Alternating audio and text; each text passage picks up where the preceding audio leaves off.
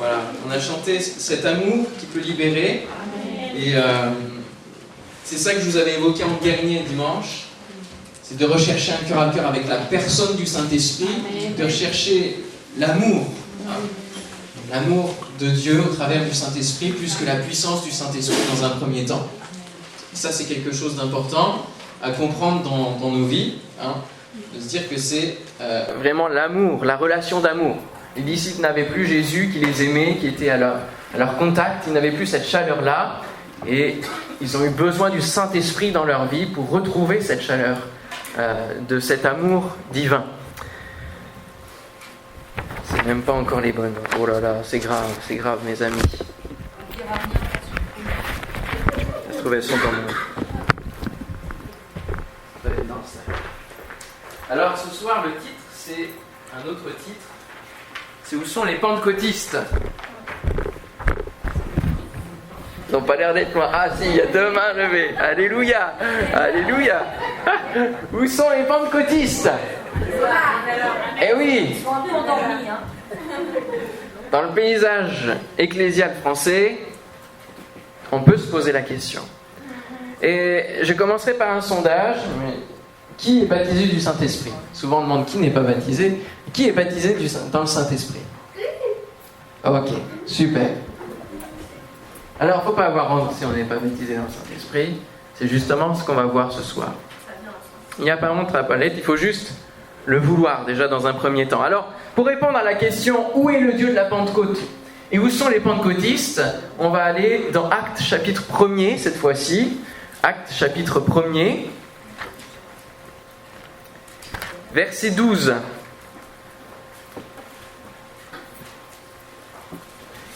Actes chapitre 1er, verset 12.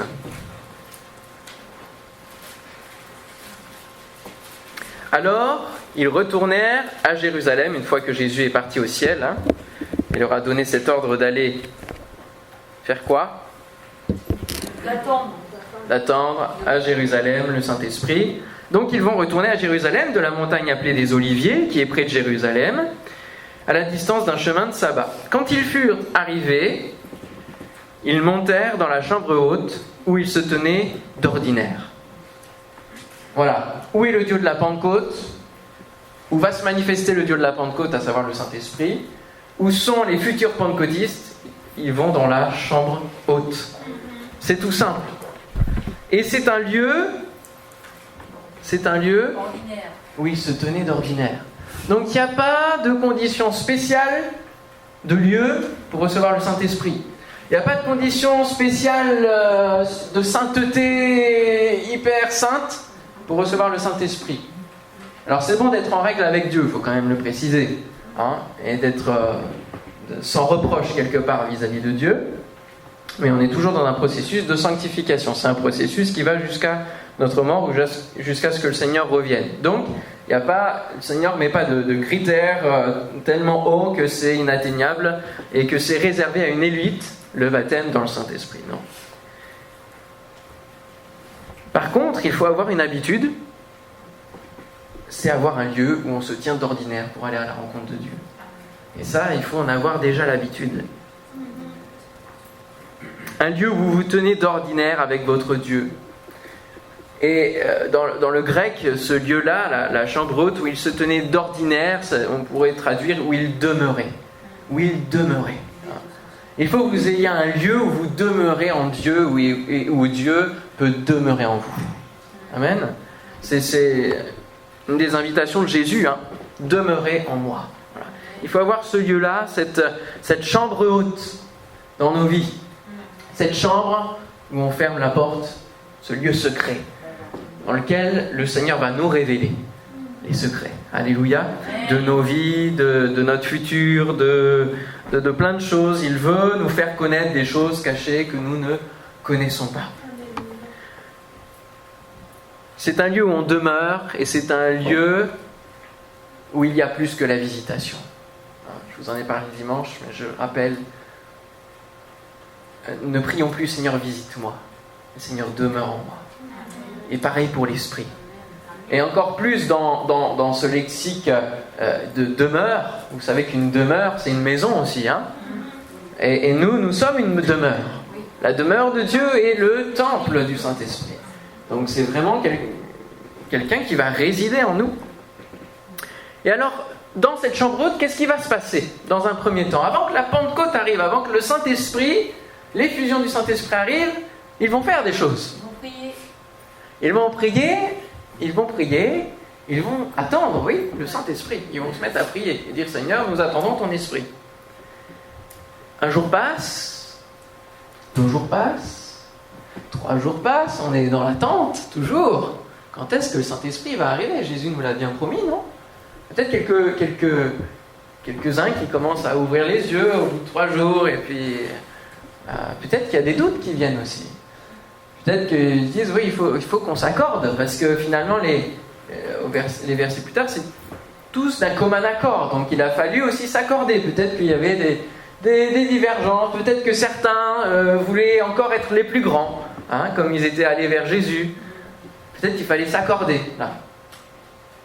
Et puis il a fallu s'accorder parce qu'à un moment donné, alors qu'il y avait l'attente, si vous lisez la suite, on regarde dans la suite du chapitre, verset 15, donc on était tous d'un commun accord, un persévéré, verset 15, en ces jours-là, Pierre se leva au milieu des frères, le nombre des personnes réunies était d'environ 120, et il dit, et alors donc là on va pas tout lire, mais en gros ils vont choisir le remplaçant de Judas, dans la personne de Matthias.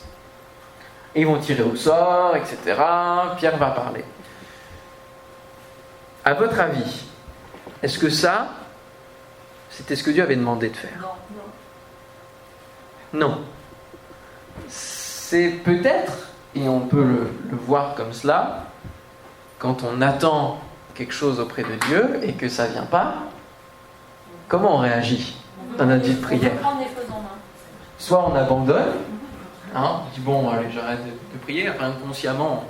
Quand quelqu'un nous demande de prier, on peut prier 1 jour, 2 jours, 3 jours, et puis au bout d'un moment donné, le sujet peut s'évaporer si on ne l'écrit pas ou si on ne demande pas de nouvelles, etc. Mais d'une manière générale, et donc aussi dans notre recherche du Saint-Esprit, il faut savoir attendre. Savoir attendre. Pourquoi? Parce que Dieu a décidé de toute éternité le moment le meilleur pour chacun d'entre vous, où il le fera. Et là, pour l'écriture du début de l'histoire de l'Église, il a un moment bien précis, c'est le jour de la Pentecôte. Et avant que Pentecôte rime avec effusion du Saint-Esprit, Pentecôte, ça existe déjà. Parce que Pentecôte, ça veut dire 50 jours. D'accord? Et donc, c'était la fête des moissons dans le peuple juif. Et donc, Dieu, il est grand, en ceci qu'il a tout prévu. Il a tout prévu, et il fallait que ça tombe à ce jour-là. Pour vraiment spirituellement dire c'est le temps de la moisson. C'est le temps de la moisson où on va récolter. On va fêter la moisson, on va récolter. Spirituellement parlant. Et ce jour-là, il y a 3000 âmes qui ont été récoltées. D'un coup. Donc Dieu a tout placé de toute éternité. Et pour votre vie, il a placé aussi ce moment-là. Donc il faut savoir attendre dans une attente active. Donc en priant, on demande au Seigneur, et ne m'oublie pas, j'ai toujours ce désir d'être plongé dans le Saint-Esprit. J'ai toujours ce désir-là. Alors que l'attente peut être interminable, bien souvent nous ne faisons pas l'effort de l'attente et préférons remplacer ces temps-là par toute autre chose, tout un tas de choses. Et puis il y en a un qui va nous aider en cela. On va se mettre à prier, puis il y a des pensées qui vont venir. Ah oui, t'as oublié de ça, et puis il faut que je fasse ceci, et puis il y a ça à régler encore, et puis il faut que j'envoie un mail, et puis il faut que je contacte un tel. Ça vous arrive pas, vous? D'une manière générale, dans notre vie de prière, on a les pensées qui partent à droite, à gauche, et c'est difficile de se concentrer. Et en fait, Dieu sait qu'on a besoin d'un moment, et en fait, c'est nous qui l'attend. C'est nous qui l'attend. Il attend qu'on soit bien centré sur ce qu'on veut. Bien centré sur le sujet. Et qu'on ait justement réglé toutes ces choses-là, qu'on ait évacué toutes les pensées. Et il attend que nos cœurs aussi soient disposés. Et d'une manière collective, dans l'Église, parfois, dans des réunions, on peut s'attendre à l'action de Dieu et puis avoir des temps de silence aussi parfois. Et souvent, on cherche à remplacer le temps de silence. Dès qu'il y a un temps mort, il faut lancer un chant, il faut que quelqu'un prie absolument. Mais les temps de silence font aussi partie de la vie spirituelle, de la vie de Dieu. Il peut nous parler pendant qu'on fait silence. Et heureusement, parce que sinon ça veut dire qu'on n'arrêterait pas de parler, et puis lui il pourrait pas en placer une. Léon Guichot appelle ça la prière méditative, c'est-à-dire dans notre vie de prière, on a lu la parole, etc., et on laisse le Seigneur parler à notre cœur. Et on médite. Je médite sur toi, dit le psalmiste. Méditer sur toi, c'est prendre le temps de faire silence et de laisser Dieu parler à notre cœur par son esprit. Et puis on peut avoir aussi notre troisième main qui se met à fonctionner comme un réflexe. Un réflexe qui reste pur. Je regarde la Bible, je regarde les notifications d'Instagram, il y a plein de choses spirituelles, il y a des versets bibliques, il y a des images que je vais liker, etc. On peut se dire, mais finalement, je participe à ma vie chrétienne. Si vous êtes dans l'attente du Saint-Esprit, ça doit être un autre moment. Ça doit être un autre moment. Dans l'attente du Saint-Esprit, dans les moments de prière, laissez ça de côté. Ce réflexe-là, laissez ça de côté. Et alors que je composais ce message, il y avait la force du Saint-Esprit et il est capable de faire des jeux de mots, ça je trouve ça extraordinaire. Et je vous dis cette phrase, quand Dieu te demande un face-à-face, ne mets pas d'interface. Quand Dieu te demande un face-à-face, ne mets pas d'interface. Amen. Et quand on est dans l'attente interminable, on peut aussi se faire des films de comment ça va se produire, de comment ça va se passer. Comment, Seigneur, tu vas me baptiser du Saint-Esprit? Et on peut imaginer tout un tas de trucs. Et avec ce genre de film, on peut aussi bloquer un peu la liberté de l'Esprit de faire ce qu'il veut en nous. On peut évoquer des tas de raisons valables sur le fait que peut-être que le Seigneur ne veut pas me baptiser du Saint-Esprit, peut-être que c'est pas pour moi, etc. Donc toutes ces choses-là, il faut les balayer. Il faut dire, c'est pas ça, mais Seigneur, je veux être libre entre tes mains, tu fais ce que tu veux. Et ça prend du temps que de comprendre qu'il faut laisser Dieu faire. J'apprends encore aujourd'hui à laisser Dieu faire. C'est dur. C'est dur, on veut tout contrôler, on veut tout gérer. Alors que lui, s'il fait, c'est tellement plus simple, tellement mieux, tellement plus efficace. Alors, je vais rapidement, les pentecôtistes ont peur. En tout cas, les futurs pentecôtistes, ils ont peur. Ils sont bloqués.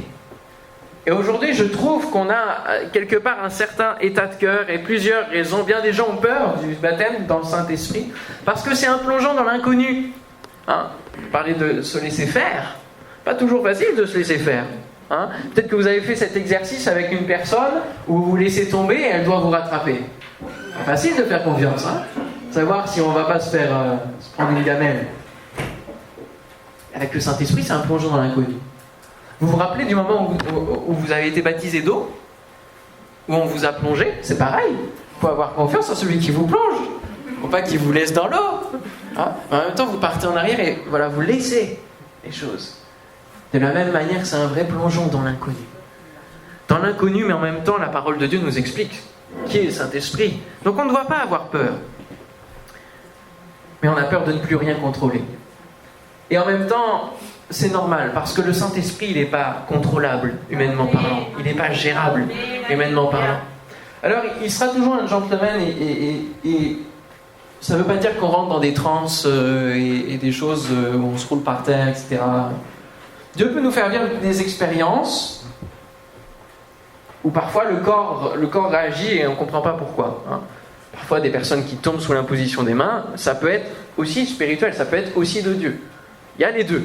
Il y en a qui jouent au spectacle. Il y a aussi parfois la conviction de péché. Le pasteur Forgelet a l'habitude de dire, il reprend une phrase d'un de nos anciens pasteurs de longue date qui dit « S'ils tombent sur leur face, ça c'est bon. S'ils tombent sur leurs fesses, c'est mauvais signe. » Il faut qu'ils tombent sur leur face, qu'ils se repentent. Amen. Ça c'est bon. Toutes ces peurs sont des pièges de l'ennemi pour vous empêcher de brûler pour Dieu. Pourquoi? Parce qu'il sait que lorsque vous serez plongé dans le Saint-Esprit, vous aurez la clé du discernement spirituel. C'est-à-dire que vous allez pouvoir voir les choses spirituelles et mieux appréhender tout ce que vous vivez dans votre vie. Et moi, j'ai eu à un moment donné peur aussi du Saint-Esprit quand je commençais à vouloir, à prêcher, à entrer dans le ministère. Il y a un moment donné où j'ai compris qu'il fallait que j'ai l'onction du Saint-Esprit pour prêcher, parce que je balbutiais, j'étais pas fluide, c'était pas captivant, quoi. Voilà. Et quand on est rempli d'assurance avec le Saint-Esprit, ça doit être captivant. Amen. Amen. Bon, c'est arrivé que même un grand Paul, il y en a qui dorment. Hein. Bon, c'est vrai. Eutychus a dormi au point de mourir même. Hein, tombé. Mais il y a un autre moment donné où j'avais prié tout un après-midi, parlé en langue, etc. Et puis le soir de la réunion, j'ai prêché. Je me suis senti nul, etc. Et je me suis dit, c'est sûrement parce que tu as trop demandé au Saint-Esprit. T'as trop... Et il y a une peur qui s'est créée en moi de se dire, je vais plus autant prier et je serai plus performant. Vous rendez compte de ça? On arrive à avoir des pièges de l'ennemi, comme ça, des peurs, des mensonges, qui nous poussent à ne plus prier, croyant que ça va être plus spirituel.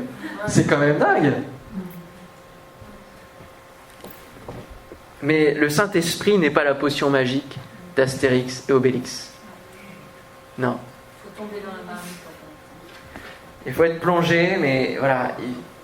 C'est pas quelque chose qui tombe comme ça, c'est une relation. C'est une relation qui grandit. Le Dieu de la Pentecôte transforme un Pierre perdu, hésitant, reniant son maître, à un Pierre rempli d'assurance, amenant un message sans fioriture qui touche plus de 3000 personnes. Voilà, c'est brut, il envoie ce qu'il a envoyé, la parole pure. Alors on a des peurs, on a peur d'aller témoigner autour de nous. On a peur de ça. Et du coup, comme on a peur, on préfère rester dans la chambre haute. Hein, entre nous, dans l'église, on est tellement bien au chaud, tellement bien entre nous, et puis avec le Seigneur, et puis il y a les louanges, et puis il y a la parole. Voilà, c'est un bon contexte favorable où on se sent bien. Et du coup, on n'a pas vraiment envie d'aller dehors. Seulement, le Saint-Esprit, le premier but du don du Saint-Esprit, c'est quoi? Acte 1:8. C'est bien, vous n'avez pas peur d'aller devant, c'est bien. C'est quoi le but du Saint-Esprit dans notre vie? C'est être témoin. Eh oui, vous recevrez une puissance et vous serez mes témoins. Vous irez témoigner. Et l'assurance du Saint-Esprit en toi fait de toi un témoin efficace, un témoin inspiré. Et comme ça paraît difficile à nos yeux, eh bien on ne va pas chercher le Saint-Esprit. On pense pas pouvoir y arriver. Seulement, c'est tout l'inverse. C'est justement l'Esprit qui va nous faciliter la tâche, la parole. C'est lui qui va ouvrir les occasions qui sont favorables. Hein? L'apôtre dira, cherche occasion favorable ou non. Mais déjà, saisissons les occasions favorables, n'est-ce pas? Et témoignons. Lorsque Dieu nous ouvre une porte royale, lorsque quelqu'un vient nous poser des questions, vient nous parler de Dieu, eh bien répondons. N'ayons pas cette peur. Marc 13, 10 et 11, il faut premièrement que la bonne nouvelle soit prêchée à toutes les nations, quand on vous emmènera pour vous livrer. C'est là que ça fait peur. Pour vous livrer. Ne vous inquiétez pas d'avance de ce que vous aurez à dire, mais dites ce qui vous sera donné à l'heure même, car ce n'est pas vous qui parlerez, mais l'Esprit Saint. Waouh! L'Esprit Saint parlera au travers de toi. Dans ta bouche, il mettra les mots qu'il faut. En toutes circonstances, en toute situation. Pensons au pasteur David Wilkerson qui se retrouve devant Nicky Cruz qui veut le dégommer. Il a été inspiré. Cette parole, tu pourras me découper en 1000 morceaux. Et sache que chaque morceau de mon corps te criera que Jésus t'aime. Amen. Comment un homme peut dire ce genre de choses à ce moment même de tellement terrifiant? Le gars a été complètement convaincu de péché. Il a été brisé par le Seigneur. Alléluia. Les pentecôtistes à venir ont peur du parler en langue. Ça fait peur. Et de plus en plus dans nos églises, on évite les temps où on prie en langue, où on chante en langue, on parle en langue. Parce qu'on se dit, ah mais s'il y a des gens qui viennent, qui ne connaissent pas, ça va les effrayer, ça va leur faire peur, ça va faire bizarre. Ils vont nous prendre pour des fous, pour une secte, pour... Et que sais-je encore? Et du coup, on a peur. On a peur du Saint-Esprit pour ça, pour le parler en langue, parce qu'on sait que c'est un des signes du Saint-Esprit dans nos vies. Alors, premièrement, rappelons ce que c'est que le parler en langue et quels sont ses buts. Le parler en langue vient nous édifier. C'est une édification personnelle. Donc, si tu veux grandir en tant que chrétien, parle en langue. Tu ne sais pas forcément ce que tu dis, mais ça fait un effet en toi qui te construit. Ça, c'est divin. C'est Dieu seul qui gère. Mais tu sais que ça te fortifie, ça te construit. Dans ta vie de prière, ça te donne cette assurance. Et ça, c'est une édification personnelle. 1 Corinthiens 14, verset 4. Celui qui parle en langue s'édifie lui-même. Celui qui prophétise édifie l'Église. Le parler en langue permet à l'Église de louer Dieu mieux que jamais, en fait. Mieux même qu'en parole. Parce que c'est des louanges à Dieu. Hein. On a lu dimanche, dans Acte 2, que tous ceux qui étaient autour de ceux qui ont été embrasés par le Saint-Esprit se sont dit, mais on entend les gens parler dans notre langue maternelle, mais ils ne disaient pas n'importe quoi. Ils disaient les louanges de Dieu. Les louanges de Dieu. Donc ce que nous disons, c'est la louange. Donc quand on prie en langue, qu'on chante en langue, on dit les louanges du Seigneur. Alléluia. Et puis il y a le don du parler en langue, là qui sert à la prophétie. Et à l'interprétation aussi du parler en langue. Hein. Le don des langues. Et là, c'est différent. Parce que ce don-là, c'est justement le don qui, souvent, est une langue comprise par quelqu'un. Et c'est arrivé dans pas mal d'églises où quelqu'un va parler un hébreu parfait, et puis dans la salle va se trouver un professeur d'hébreu qui ne connaît pas le Seigneur et qui va se dire « Mais c'est fou ça !» J'ai jamais entendu un hébreu aussi parfait, une langue aussi parfaite.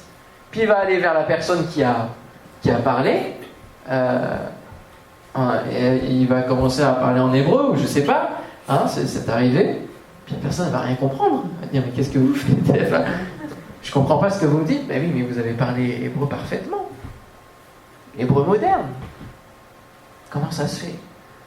Et puis il va aller voir l'autre personne qui a interprété en français parfaitement aussi la parole que l'autre avait donnée. Il va dire, mais vous avez appris l'hébreu où?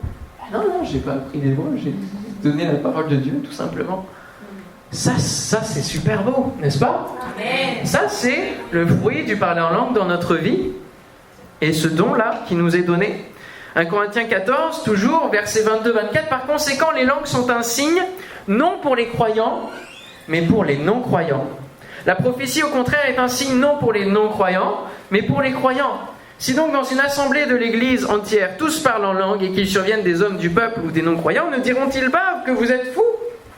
C'est ce que je disais tout à l'heure. Mais si tous prophétisent et qu'il survienne quelques non-croyants ou hommes du peuple, il est convaincu par tous, jugé par tous. Alléluia. Si tu exerces, si tu es baptisé dans le Saint-Esprit, que tu vas exercer le parler en langue, il va te donner des dons, il va te communiquer des dons. Alléluia. Ça, c'est l'étape à rechercher ensuite. Hein. Seigneur, maintenant, tu m'as baptisé, c'est les dons spirituels.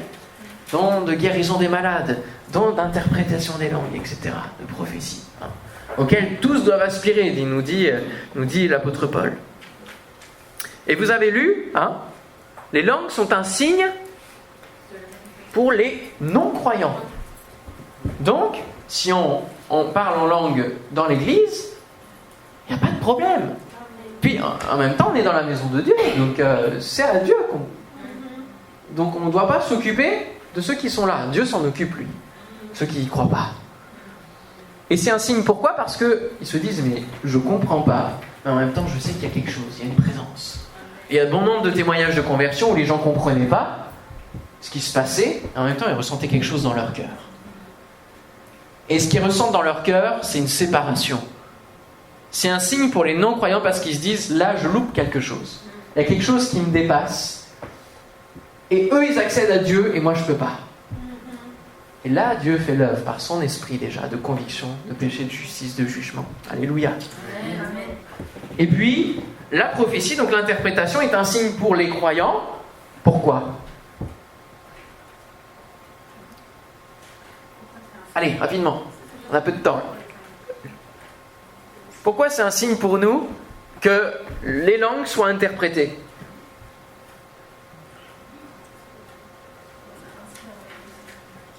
Parce que nous savons que Dieu est véritablement au milieu de nous. Et que ce que nous disons en langue, c'est pas du blabla. C'est vraiment du Saint-Esprit. Parce qu'il y en a d'autres qui parlent d'autres langues. Hein. Je pense que dans les cultes satanistes et tout ça, ils doivent dire des trucs pas très nets aussi. Des trucs qu'ils ne comprennent pas. Et donc on a besoin de se dire, oui, là on est vraiment dans le cadre du Saint-Esprit. Parce qu'il y a des paroles, il y a des confirmations, il y a des signes, des miracles. Et il y a la prophétie. Donc il ne suffit pas de parler en langue, etc. Il faut chercher à interpréter. Et c'est bon que les dons spirituels s'expriment dans l'Église. Amen. Alléluia. Le parler en langue n'est pas toujours ce qui précède la prophétie seulement. Et le chant en langue n'est pas une hérésie, mes frères, mes sœurs. Ça, il faut que vous soyez libérés aussi de cela.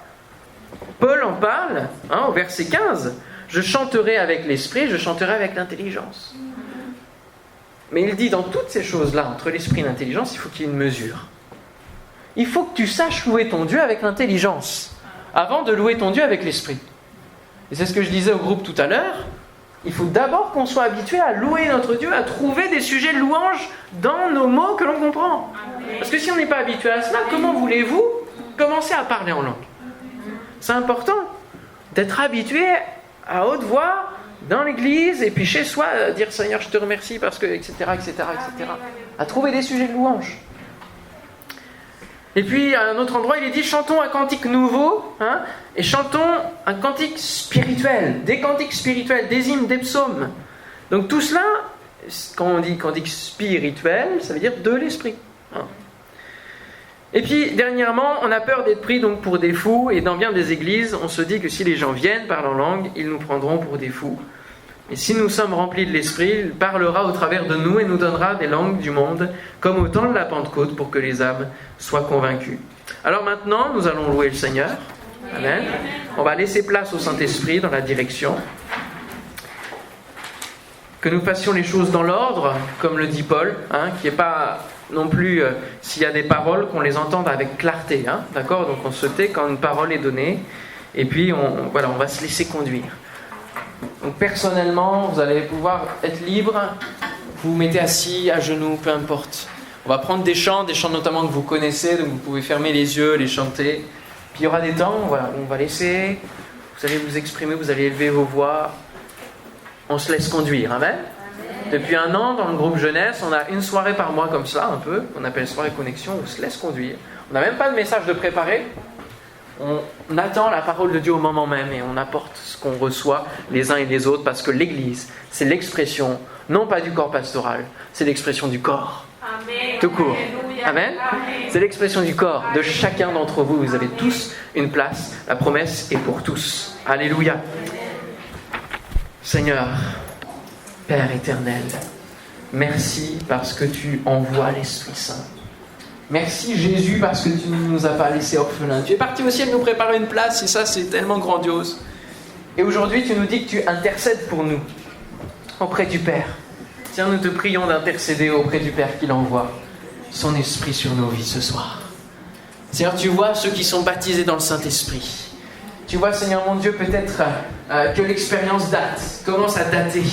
Et Seigneur, nous voulons être conscients aussi que ce n'est pas une expérience comme ça dans le vent et qu'on a besoin de cultiver cette relation, de cultiver le renouvellement dans le Saint-Esprit, d'être plongé et constamment, Seigneur mon Dieu, comme dans la vision d'Ézéchiel, de rentrer progressivement de plus en plus dans ce fleuve de bénédiction qui va nous entraîner dans son flot jusqu'à un moment donné où on n'a plus pied parce que tu veux nous emmener tellement dans de bonnes choses. Seigneur, merci Père. Merci Saint-Esprit de vouloir remplir nos vies, remplir le temple que nous sommes, pour nous amener à cette assurance, pour nous amener à être des témoins, pour pour nous amener, Seigneur mon Dieu, à voir de belles choses dans ton Église, pour vivre ensemble l'aventure de l'Église, mais aussi pour pouvoir témoigner de ta grâce, témoigner de ta bonne nouvelle, témoigner, Seigneur mon Dieu, être efficace.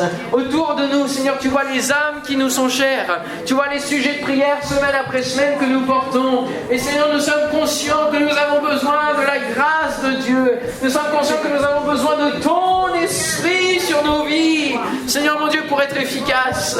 Seigneur, nous t'en supplions, viens sur nous, Seigneur, ce soir. Viens nous renouveler encore, notre Dieu. Et Seigneur, tu vois ceux qui ne sont pas baptisés. Seigneur mon Dieu, je te prie que ce soir, maintenant, tu balayes au nom de Jésus-Christ toutes les peurs de l'ennemi, que tu balayes tous les mensonges du diable, que tu balayes, Seigneur mon Dieu, tous les films, toutes les pensées, tout ce qui les accable, que tu les libères ce soir au nom de Jésus, et que ton amour libérateur puisse les prendre, Seigneur, les saisir, et les plonger dans l'Esprit de Dieu ce soir, dans le nom de Jésus-Christ. Merci Jésus, alléluia. Que l'on puisse élever nos voix tous ensemble maintenant et bénir le nom de notre Dieu. Il est si glorieux. J'invite les musiciens, les choristes à s'approcher. On va commencer à prendre des chants, à prendre cette victoire ce soir, alléluia. Et vous vous mettez dans la position que vous voulez, ce qui est la plus confortable pour vous, ce que le Seigneur met sur votre cœur.